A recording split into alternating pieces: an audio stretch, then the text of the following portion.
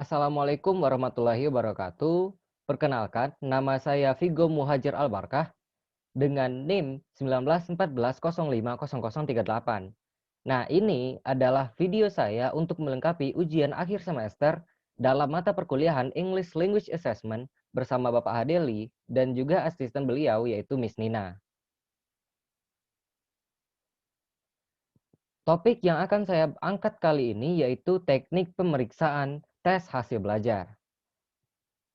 Nah, di mana tes hasil belajar ini dapat diselenggarakan secara tertulis atau tes tertulis, yang kedua yaitu secara lisan atau tes lisan, dan yang terakhir adalah tes perbuatan. Oke, kita masuk kepada bagian pertama, yaitu teknik pemeriksaan hasil tes tertulis, di mana teknik pemeriksaan hasil tes tertulis ini terbagi dua, yaitu pemeriksaan dalam bentuk uraian dan juga pemeriksaan dalam bentuk objektif. Dalam bentuk uraian ini terdapat dua hal atau dua teknik, yaitu didasarkan pada standar mutlak dan juga didasarkan pada standar relatif.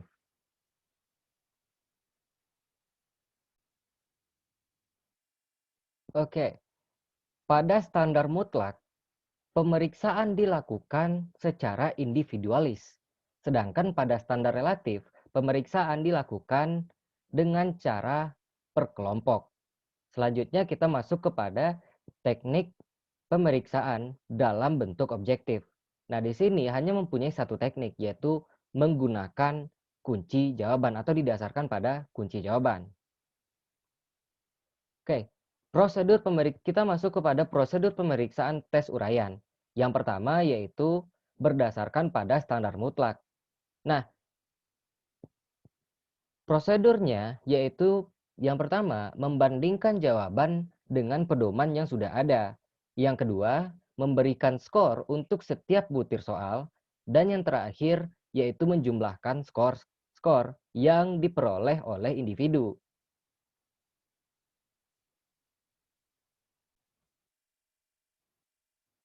Oke, berdasarkan pada standar relatif, prosedurnya yaitu memeriksa jawaban yang diberikan oleh seluruh testi satu persatu.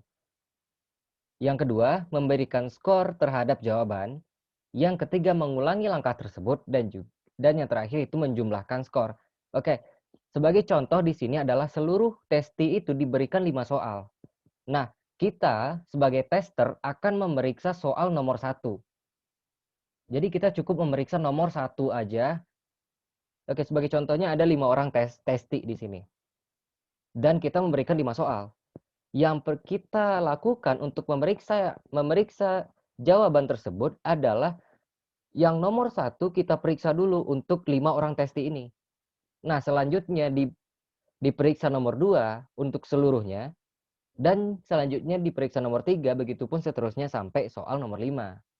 Sedangkan itu adalah berdasarkan standar relatif atau per kelompok. Sedangkan pada standar mutlak ini, kita memeriksa soal atau kita memeriksa lembar jawaban itu secara satu persatu aja. Oke, contoh, ada 5 orang tester, 5 orang testi. Kita diberikan 5 soal. Jadi kita hanya memeriksa nomor 1, 2, 3, 4, 5 untuk testi pertama, lanjut ke testi kedua kita periksa 1, 2, 3, 4, 5. Untuk testi ketiga kita periksa 1, 2, 3, 4, 5, begitupun untuk testi keempat dan juga testi kelima.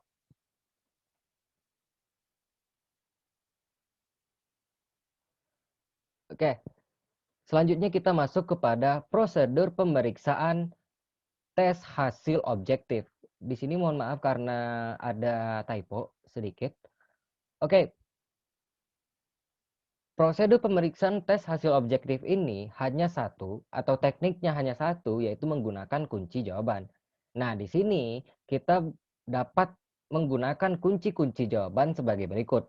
Saya mencantumkan 4 jenis kunci jawaban yang dapat dipakai.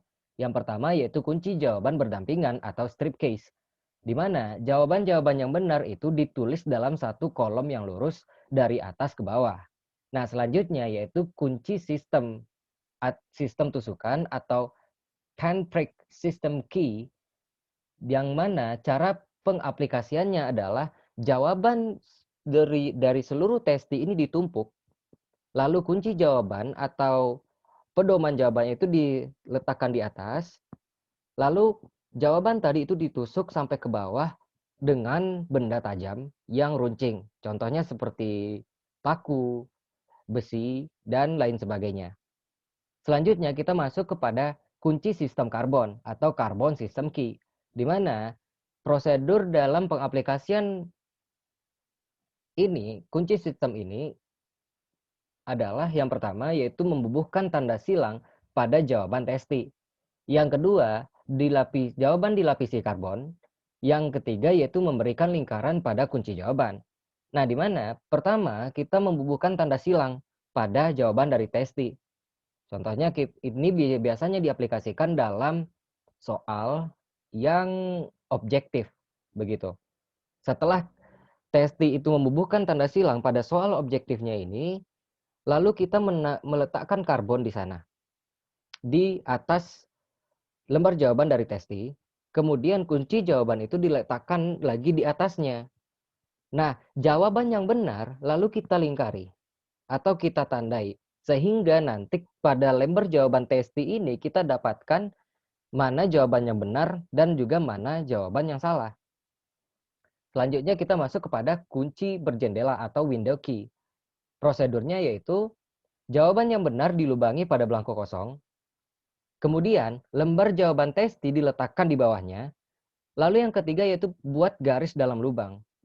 Nah, tugas yang akan kita lakukan sebagai tester adalah jawaban yang benar ini kita lubangi dalam lembar jawaban yang kosong yang mirip dengan lembar jawaban dari testi. Kemudian, lembar jawaban testi ini kita letakkan di bawah, lalu ditumpuk dengan lembar jawaban kosong yang udah dilubangi tadi. Lalu buatlah garis terhadap di dalam lubang tadi, sehingga kita mendapatkan mana jawaban testi yang benar dan juga mana jawaban testi yang salah.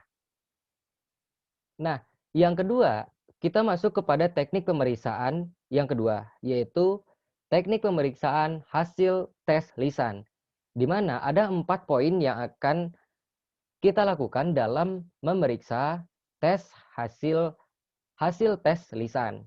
Yaitu yang pertama, kelengkapan jawaban yang diberikan oleh testi.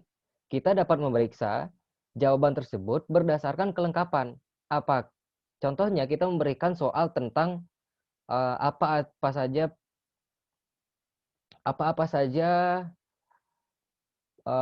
sebagai contoh yaitu apa-apa saja bagian dari sepeda. Nah, pemeriksaannya kita bisa dengarkan. Apakah seorang testi itu hanya menyebutkan 3 dari 5 bagian sepeda, atau hanya menyebutkan 4 dari 5, atau hanya menyebutkan 1 dari 5. Kemudian, selanjutnya yaitu kelancaran testi dalam mengemukakan jawaban.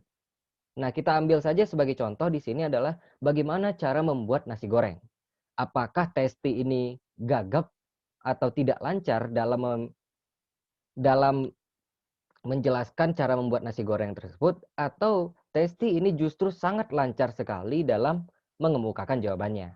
Nah, selanjutnya yaitu kebenaran jawaban yang dikemukakan. Nah, sebagai contoh di sini kita ambil contoh yang tadi, yaitu memberikan atau cara membuat nasi goreng. Contohnya adalah ketika prosedur yang dilakukan adalah yang pertama yaitu merebus air. Itu kan justru jawaban yang salah. Dan kita akan menemukan nanti kebenarannya bagaimana. Selanjutnya yaitu kemampuan testi dalam mempertahankan pendapatnya. Nah, kalau untuk tes ini, biasanya testi itu akan diberikan sebuah pertanyaan-pertanyaan yang mengharuskan dia memperlihatkan atau memberikan pendapatnya kepada tester. Sebagai contoh di sini, menurut saya adalah bagaimana mana yang lebih efisien dalam mengajarkan seorang siswa. Apakah itu menggunakan metode ceramah atau metode diskusi. Nah, disinilah testi akan dites kemampuannya dalam mempertahankan pendapatnya. Jika testi itu memilih pendapatnya ceramah, testi akan diminta untuk memberikan alasan-alasannya, dan juga ketika testi memberikan jawaban diskusi, maka kemampuan dia dalam memberikan pendapat-pendapatnya yang menyatakan bahwa diskusi itu lebih efisien, itu akan dinilai. Itu akan, dan maksud saya akan diperiksa. Kita lanjutkan ke teknik pemeriksaan hasil tes perbuatan. Di sini harusnya perbuatan, saya mohon maaf sebelumnya. Nah, dalam tes perbuatan ini, pemeriksaan hasil-hasil tesnya itu dilakukan dengan menggunakan observasi atau pengamatan. Yang perlu diamati adalah tingkah laku, perbuatan, sikap, dan lain sebagainya. Saya juga telah mencantumkan contoh di sini, yaitu misalkan instrumen yang dipergunakan dalam mengamati calon guru yang melaksanakan praktek mengajar. Aspek-aspek yang akan diamati itu ada 17 unsur dengan skor minimum 1 dan juga skor maksimum 5.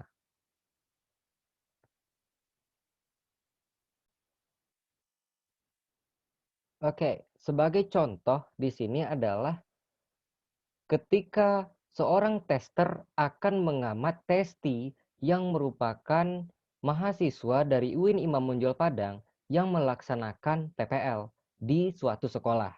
Nah, aspek-aspek yang akan dinilai oleh tester ini meliputi 17 unsur.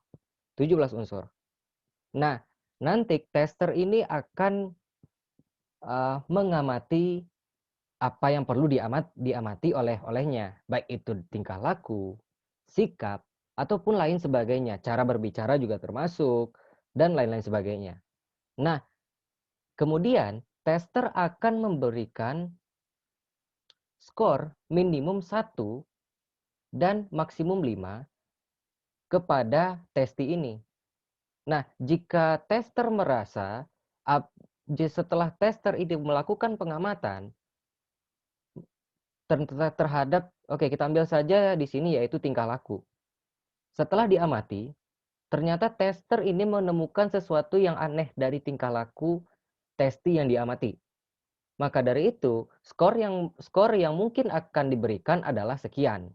Dan jika tingkah laku yang diperlihatkan oleh testi ini bagus, maka tentu saja testi akan mendapatkan skor maksimum yaitu 5.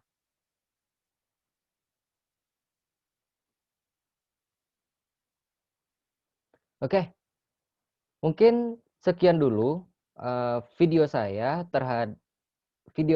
yaitu untuk melengkapi ujian akhir semester English Language Assessment.